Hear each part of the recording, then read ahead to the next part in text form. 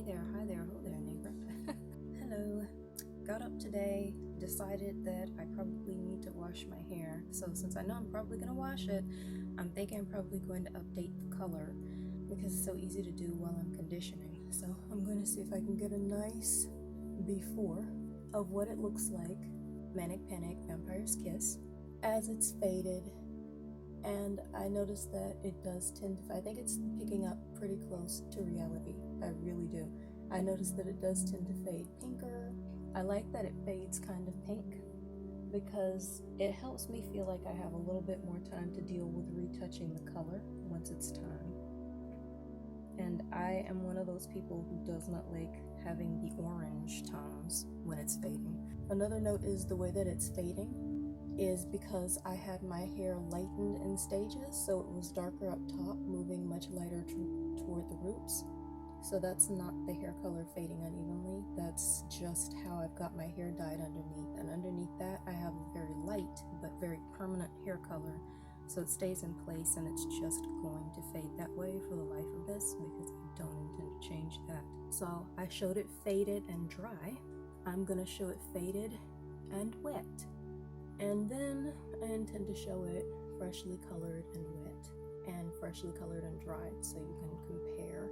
So it should have faded a touch more color since I just shampooed it again in a very clarifying way.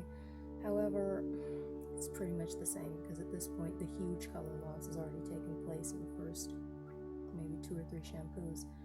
So this is what I'm working with, and my next step will be to add in the color, and I'm gonna end up diluting it, see how close in I can get to really show it, and then you will see what for me is always a really shocking change once I get the color in. I love this color. I'm so excited already. So, color's in. This is it. I'm gonna see how close I can get. That seems pretty good just to show it. Well, it's probably been in for about half an hour now.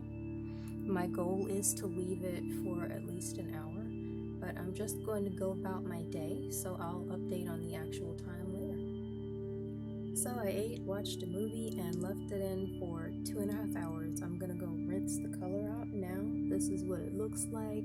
It's pretty much dry now. I didn't put anything over it, so I just left it, and that's pretty much what I always do.